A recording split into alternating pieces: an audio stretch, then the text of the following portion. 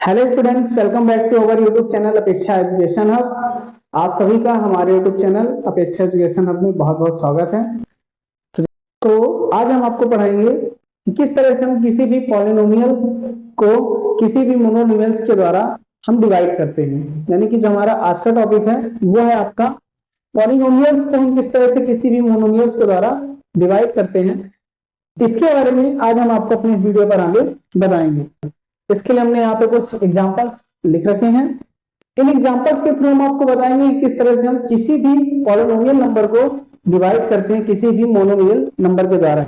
साथ ही आगे अपने वीडियो पर हम आपको दिखाएंगे कि किस तरह से हम किसी भी पॉलिनोमियल्स के फैक्टर्स बना करके उनको फैक्टराइज करके हम इन्हें किस तरह से आगे सॉल्व करेंगे, किस तरह से हम इन्हें डिवाइड करेंगे, ये हम आपको आज अपने इस वीडियो पर आगे बताएंगे।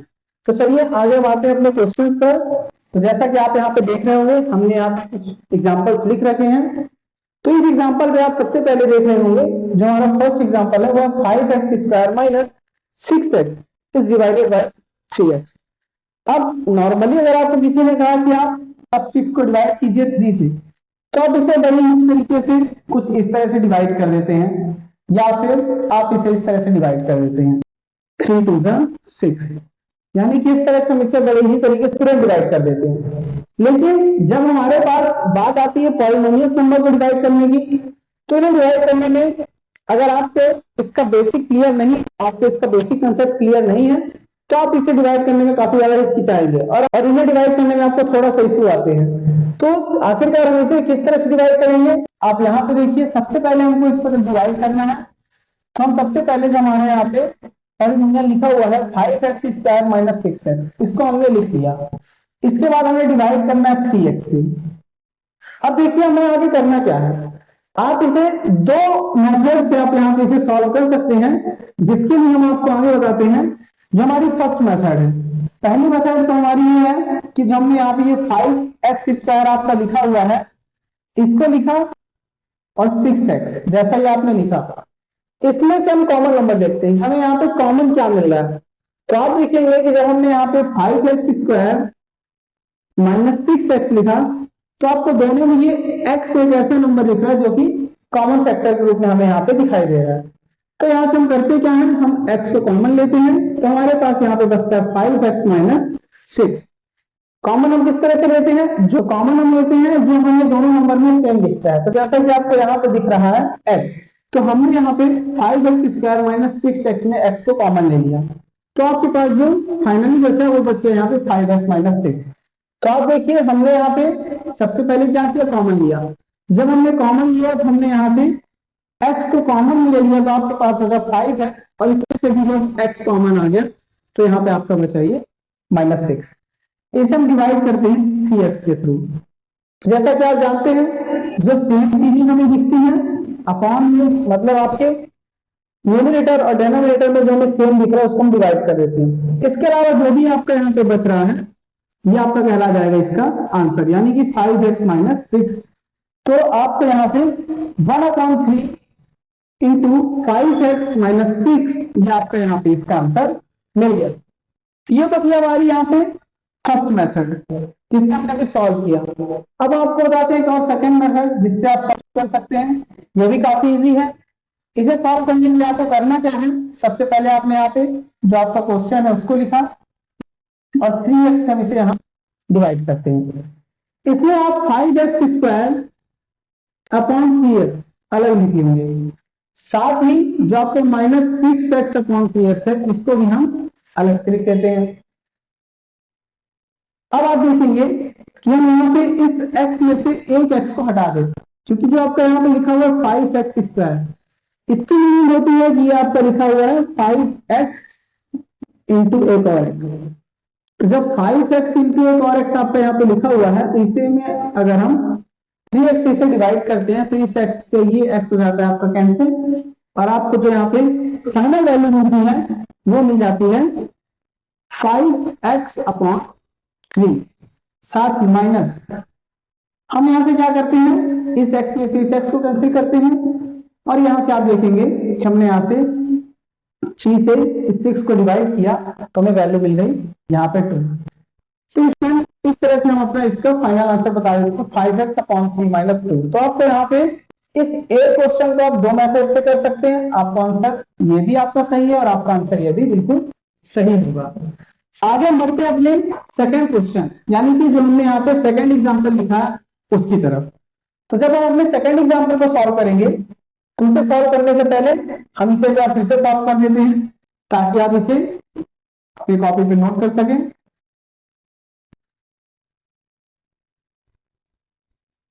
या यहां से आ गया आपका ये आंसर, किस तरह से हमने इसे सॉल्व किया। आगे आप देखेंगे हमारे यहाँ पे सेकंड एग्जांपल। तो आप सेकंड एग्जांपल पे यहाँ पे देखेंगे हमारा सेकंड एग्जांपल। तो आप सेकंड एग्जांपल पे देखेंगे कि आपको यहाँ पे एक पॉलिनोमियल दिख रहा है 8x cube y square z square plus x square y cube z square plus x square y square z cube. साथ में हमें इसे डिवाइड करना है 4x square y square z square. अब आप देखिए, अभी हमने आपको अपने प्रीवियस क्वेश्चन पे बताया कि किस तरह से हम सबसे पहले क्या करते हैं, कॉमन नंबर्स फाइंड करते हैं। कॉमन नंबर्स में देखते हैं हमें यहाँ पे एक्स वाई जेड और एक्स वाई जेड तीनों दिख रहे हैं। और आप देखेंगे कि आपको लगभग x cube y square z square x square y cube z square x square y square z cube, इस तरह से आपको यहाँ पे तीनों नंबर्स में कोई ना कोई पावर्स दिख रही है। तो जो हमें यहाँ पे पावर लगभग सभी हमें कॉमन दिख रही है। तो यहां से हम करते क्या है कि एक x square y square z square इसको हमने कॉमन ले लिया। अब इसमें आपको वाई स्क्वायर जेड स्क्वायर और एक्स स्क्वायर हमने जब कॉमन लिया तो यहाँ पे हमारा सिर्फ और सिर्फ बच गया एक्स। इसी तरह से नेक्स्ट में जब हम एक्स स्क्वायर वाई स्क्वायर और जेड स्क्वायर कॉमन लेंगे यहाँ पे हमारा बचेगा एक सिंगल वाई, और साथ ही जब हम इसे सॉल्व करेंगे तो हमको यहाँ से बच जाएगा आपका सिर्फ और सिर्फ जेड। तो इस तरह से आप देखेंगे कि यहाँ से x square y square z square common है और हमें यहाँ पे फाइनली बचा जेड, और अपॉन में हमारा जो नंबर है 4x स्क्वायर वाई स्क्वायर और जेड स्क्वायर। अब आप देखेंगे कि हमें ये चीज न्यूमरेटर और डेनोमिनेटर दोनों पे सेम दिख रही है। साथ ही 4 1 जा 4 और 4 2 जा 8। तो यहां से जो हमारे पास फाइनली वैल्यू बचती है वो बचती है आपकी 2x plus y plus Z. और इस तरह से हम इस इतने बड़े पॉलिनोमियल्स को उस मोनोमियल से सॉल्व कर देते हैं, डिवाइड करते हैं और हमको फाइनली जो वैल्यू मिलती है वो आपकी मिल जाती है 2x plus y plus z. तो स्टूडेंट्स आप इसका स्क्रीनशॉट ले सकते हैं। इसके बाद हम आपको कुछ और एग्जांपल देंगे जिसके थ्रू आप इसे और भी अच्छी तरह से समझ सकेंगे। वो एग्जांपल्स थोड़ा सा हटके होंगे, वो आपके ऐसे एग्जांपल्स आएंगे जिनसे आप इन्हें फैक्टराइज करके सॉल्व करेंगे।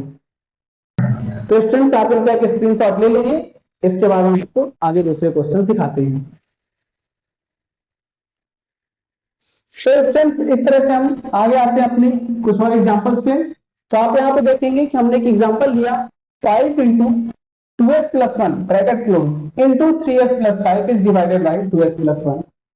अब इस तरह के क्वेश्चंस को हम कैसे सॉल्व करेंगे, तो आपको मेथड से पहले की तरह यूज करनी है और ये बहुत ही ज्यादा इजी है। तो आप यहाँ पे देखेंगे कि 2x plus 1 into 3x plus 5 is divided by 2x plus 1। तो आप यहाँ पे देखेंगे कि आपको जो भी नंबर सेम दिख रहा है, अभी हमने आपको बताया कि जो भी न्यूमरेटर और डेनोमिनेटर, यानी कि आप देखेंगे यहाँ पे न्यूमरेटर में 2x प्लस 1 और डेनोमिनेटर पे 2x प्लस 1 आपको सेम दिख रहा है, इसे हम डिवाइड कर देते हैं। और जब इसके बाद जब हम इसे सॉल्व करते हैं तो हमको जो वैल्यू मिलती है 3x प्लस 5, यही हमारा इसका आंसर आ जाता है। इसके बाद हम आगे आते हैं अपने अगले क्वेश्चन पर, यानी कि y square plus 7y plus 10 is divided by y plus 5। इस टाइप के क्वेश्चंस में सबसे पहले तो आपको इनका फैक्टर फाइंड करना पड़ेगा। तो फैक्टर फाइंड करने का हम आपको तरीका बताते हैं। आप यहाँ पे देखेंगे कि आपको वाई स्क्वायर के साथ में अभी कुछ भी लिखा हुआ नहीं दिख रहा। जब ऐसी कंडीशन आती है तो हम यहाँ पे मानते हैं कि यहाँ पे आपका लिखा हुआ है 1। इस 1 को हमें मल्टीप्लाई करना है इस नंबर के साथ जो आपका यहाँ लास्ट में नंबर दिख रहा है। अगर हम बोले ये है a square plus B A plus C, कुछ इस फॉर्म में दिख रहा है। तो आप देखेंगे कि यहां से हमने क्या किया, जो हमारे ए स्क्वायर के साथ में जो भी नंबर लिखा हुआ है उसका हम मल्टीप्लाई करते हैं सी के साथ में। यानी कि आप देख रहे हैं जो यहाँ पे वाई स्क्वायर लिखा हुआ है, इसके साथ में नंबर कुछ भी नहीं लिखा है, हम यहाँ पे मानते हैं ये 1 लिखा है, और इसको हम इस लास्ट वाले नंबर से मल्टीप्लाई करते हैं। जब हम मल्टीप्लाई करते हैं तो हमको एक वैल्यू मिलती है यहाँ पे 10। अब इस 10 को, ये जो आपको यहाँ पे 7y दिख रहा है, इसे आप इस तरह से डिवाइड करेंगे कि जब आप इसे अलग करेंगे, या तो आप इसको ऐड करें या फिर आप इसे सब्ट्रैक्ट करें, तो आपको फाइनल वैल्यू मिलनी चाहिए 7y। यानी कि जब हम ऐड करें या फिर सब्ट्रैक्ट करते हैं तो हमको यहां से वैल्यू मिलेगी 7y। और अगर हम इस नंबर को मल्टीप्लाई करें तो हमें वैल्यू मिल जाए यहाँ पे 10y। तो आपको करना क्या है, इसके लिए सबसे पहले यही आपका होता है फैक्टर करना, यानी इसे अलग कर देना, फैक्टराइज कर देना। तो हम 7y को अगर यहाँ पे देखते हैं कि हम 7y को क्या क्या लिख सकते हैं, तो 7y को हम लिख सकते हैं 4y प्लस 3y, जो आपका आगे 7y। लेकिन जब हम यहाँ पे 4 इंटू 3 करते हैं तो आपको वैल्यू मिलती है 12, तो ये आपका हो गया गलत। आगे हम बढ़ते हैं, अगला नंबर लेते हैं 7y के लिए 5y प्लस 2y। जब हम 5y और 2y को ऐड करते हैं तो हमको यहाँ पे फाइनली दिख जाए 7y।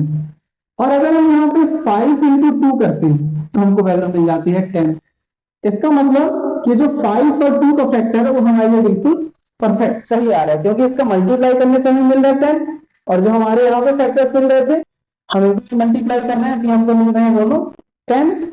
साथ ही जो हमें फैक्टर है बीच में हमारा 7y, जो हम इसको अलग करते हैं तो प्लस या माइनस करने पर हमको 7y मिल रहा है। यानी कि अगर हम इसे प्लस कर रहे हैं तो यहाँ से हमें 7y मिल रहा है। तो स्टूडेंट्स इस तरह से हम सबसे पहले 7y के फैक्टर निकालते हैं। इसको जब हम 7y का फैक्टर निकालते हैं तो y square plus 5y plus 2y plus 10 divided by y plus 5। या फिर आप चाहें तो इसे कुछ इस फॉर्म में लिख सकते हैं, y square plus 5y plus 2y plus 10 divided by y plus 5। आगे आप देखेंगे फैक्टर फाइंड करने हैं, तो उसके लिए हम यहाँ पे ये दो रो पे एक ब्रैकेट ले लेते हैं। ऐसा हम इसलिए करते हैं क्योंकि इन दोनों में से हम एक नंबर कॉमन लेते हैं, और दोनों में हमको कॉमन दिख रहा है यहाँ पे y। तो यहाँ पे आपका है y प्लस 5 प्लस ये आपका प्लस, इसमें से हमें कुछ कॉमन दिख रहा है तो आपका दिख रहा है 2, तो यहाँ पे आपका बचा y। अगर आप 2 से 10 को डिवाइड करेंगे तो आपका आ जाएगा यहाँ पे 5। तो आपको यहाँ पे जो ध्यान देना है, ध्यान क्या देना है कि जो हमें इस ब्रैकेट में यहाँ पे वैल्यू दिख रही है, जैसा आप देख रहे होंगे कि यहाँ पे हमको दिख रहा है y प्लस 5, सेम इसी तरह से हमको इस वाले ब्रैकेट में ही वैल्यू चाहिए, तब आपकी ये क्वेश्चन एकदम सही हो जाएगी। तो आप देख रहे हैं कि जब हमने यहाँ पे y को कॉमन लिया और हमें यहाँ पे वैल्यू मिली y प्लस 5, और यहाँ पे हम इसमें 2 को कॉमन लेते हैं, हमको y वैल्यू मिल रही है y प्लस 5, तब ये आपका एकदम सही हो जाएगा अपॉन में y प्लस 5। अब आप देखेंगे कि यहाँ पे हमें 2 बार y प्लस 5 दिख रहा है, तो यहाँ हमें करना क्या है कि y प्लस 5 को हम कॉमन ले लेते हैं इन दोनों की, और जो हमें फाइनली बचा वो बचा आपका y प्लस 2। इसके बाद हम इसे y प्लस 5 से डिवाइड कर देते हैं, और इस तरह से जो आपको फाइनल आंसर मिल गया वो मिल गया y प्लस 2। और हम स्टूडेंट्स इस तरह से इसे फैक्टराइज करके डिवाइड कर सकते हैं किसी भी पॉलिनोमियल्स को किसी भी मोनोमियल से। तो स्टूडेंट्स अगर आपको इस तरह के क्वेश्चंस पे किसी प्रकार का डाउट है उसे आप हमारे कमेंट बॉक्स पे कमेंट करके पूछ सकते हैं। साथ ही अगर आपको हमारा ये वीडियो पसंद आया तो प्लीज हमारे चैनल को लाइक और सब्सक्राइब जरूर करें, और अगर आप हमारे चैनल पर नए हैं तो इसे सब्सक्राइब करें, साथ ही साथ शेयर करें।